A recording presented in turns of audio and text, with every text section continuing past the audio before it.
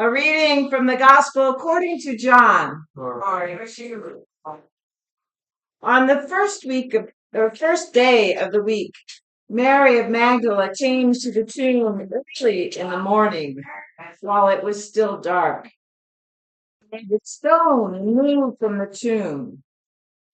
As she stood outside near the tomb, she was crying. As she cried, she bent down to look into the tomb. There she saw two angels dressed in white, seated where the body of Jesus had been, one at the head and one at the foot. The angels asked her, "Woman, why are you crying?" She replied, "They have taken my friend away, and I don't know where they have put him." As soon as she had said this, she turned around and saw Jesus standing there, but she did not know it was Jesus. Jesus said to her, "Woman, why are you crying? Who are you looking for?" Thinking he was the gardener, she replied, "Sir, if you have carried him away, tell me where you put him, and I will get him." Jesus said to her, "Mary." She turned around and said to him in Aramaic, "Rabboni," which means teacher. Jesus said to her, "Don't hold on to me, for I haven't yet gone up to my Father. Go to my brothers and sisters and tell them, I'm going up to my Father and your Father, to my God and your God." Mary Magdalene left and announced to the disciples, who were afraid and hiding behind locked doors, "I have seen Jesus." Then she told them what he said to her. This is indeed the good news, as spoken by our sister, the apostle, to the apostle Mary of Magdala. Praise to you, Spirit of Christ. Have a seat.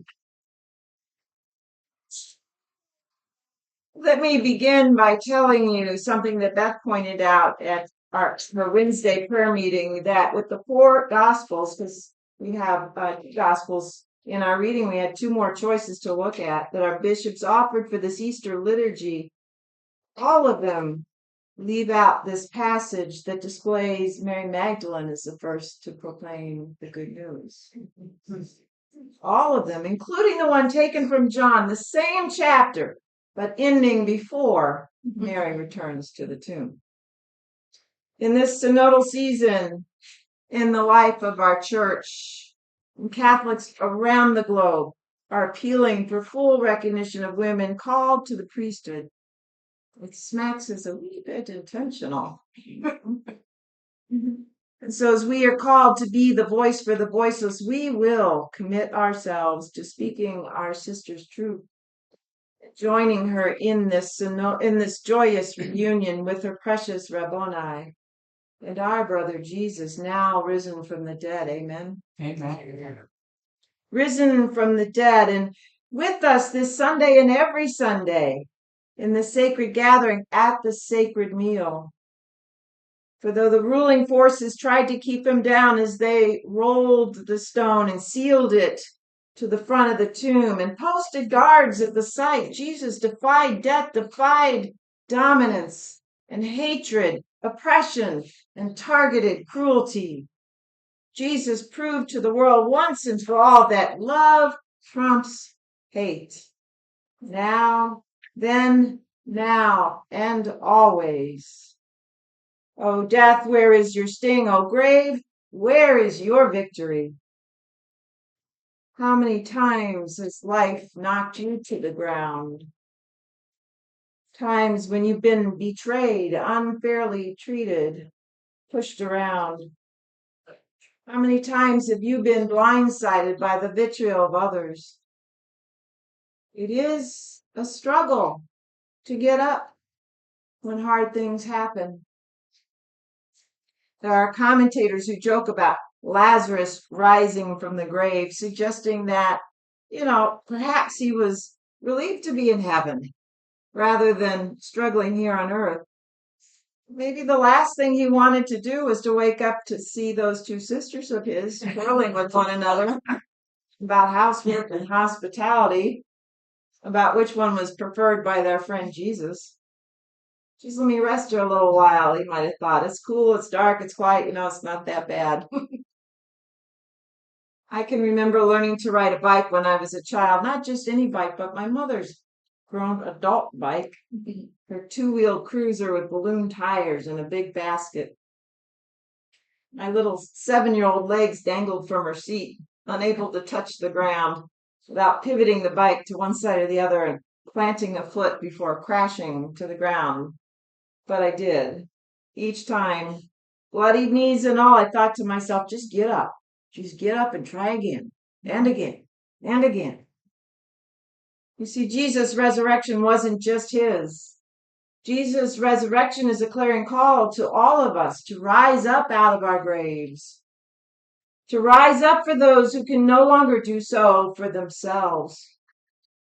For our neighbors who have disappeared, we must rise up. For Renee Good and Alex Peretti, we must rise up. For the murder of Nurul Amin Shah Alam, a refugee from Myanmar, left alone in the streets of Buffalo, we must rise up. For our trans siblings demeaned and marginalized, we must rise up. For those men stacked like corpses in the CCOT detention facility, we must rise up. For the girls once exploited by Jeffrey Epstein, we must rise up. For the citizens of Ukraine and Palestine and Iran and all victims of war, we must rise up. For the children of East Africa experiencing unprecedented cases of childhood cancer, starvation, and war, we must rise up. Wherever injustice occurs, whenever vulnerable people are mistreated, mocked, and kicked aside, we must rise up. And we have, and we will. But that's not the end of the story, right? Once I got those 7-year-old legs pumping, once I got up and stayed up, I learned what it was like to soar. To really soar. It's been so long since we've known that feeling, hasn't it? Since we, like Jesus, experienced victory over evil, the birth of hope, of new life. But we will. It is hard to dance with the devil on your back, but we are the dance. The dance goes on. How easy is it to think about the resurrection we celebrate at Easter as a sign of Jesus' divinity, the Son of God? For it was truly miraculous that after all he endured his brutal death on the cross, Jesus was able to sit in the garden outside his tomb and greet his sweet Mary with a loving voice, a voice that she immediately recognized. But the resurrection at Easter is every bit as much about Jesus' humanity, the Son of Man, about how much like us he is. Jesus' resurrection speaks of the call we all have to give our lives for one another, and when we fall down, to rise up in the face of evil and to keep going.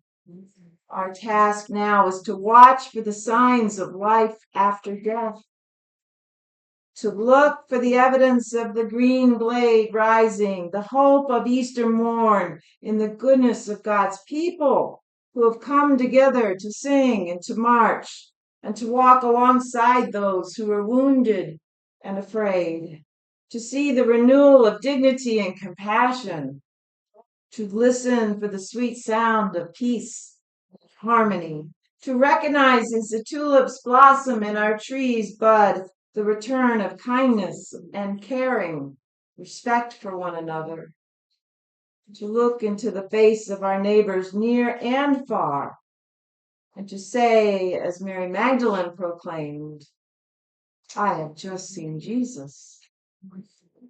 Amen.